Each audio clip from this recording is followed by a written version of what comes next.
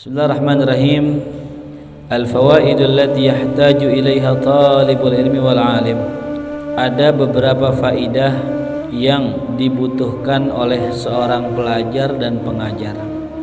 Yang pertama, wa qala ba'dus salaf, berkata sebagian salafun salih, al-kitabah wa mutala'atun nahwi ba'dal asri tud'iful aqla wal basar wa kadzalika qira'atu kutubil ma'qulati ba'dal asri li'ajli dzalika salafu yaqra'una kutubat tasawuf fi dzalikal waqt.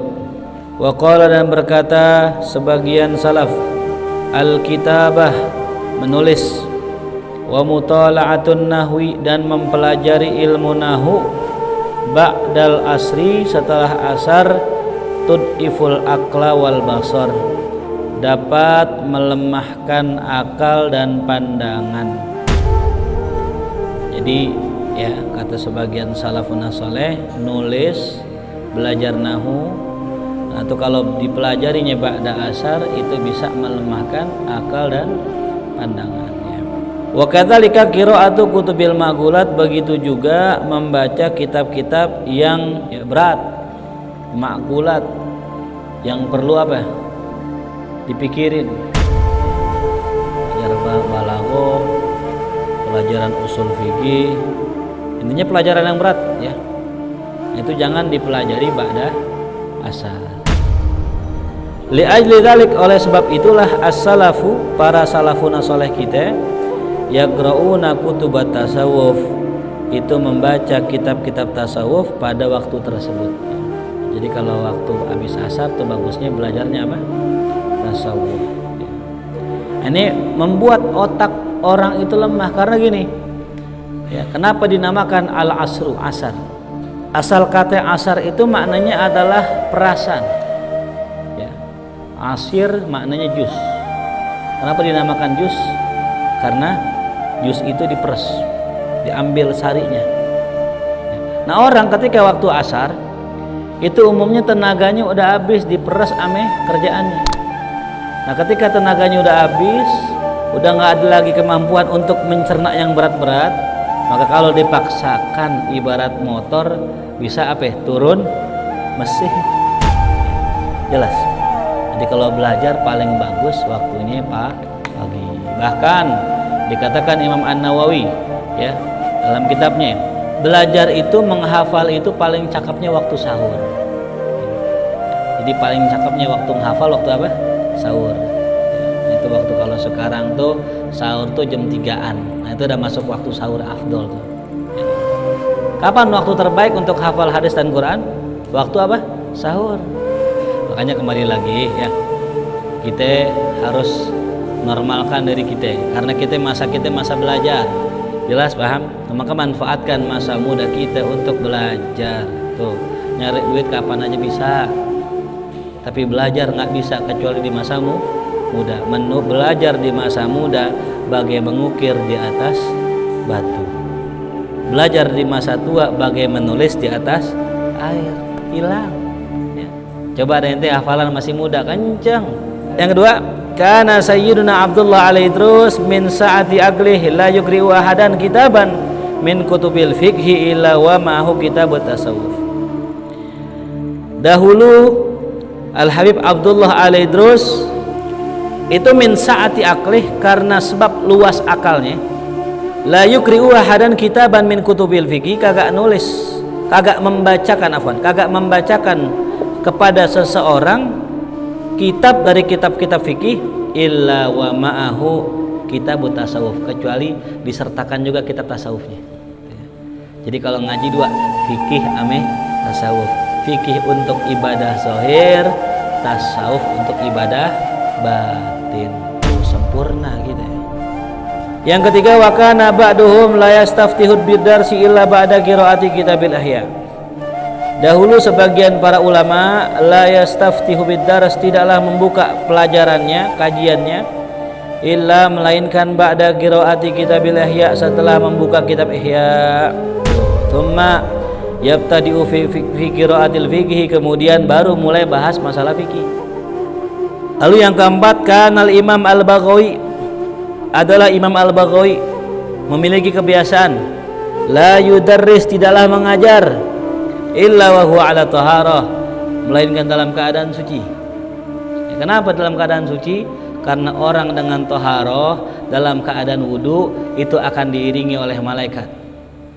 Dan orang yang diiringi malaikat akan lebih gampang mendapatkan ilham dari Allah Subhanahu wa taala. Ini kayak orang misal contoh lagi ngajar. Dia nggak wudu nih, ilmunya nggak begitu banyak dapatnya. Karena gini, kita ngaji kan banyak, kita ngaji lama, ilmunya nggak di otak kita semua, nggak, ilmu yang nyimpan Allah ya.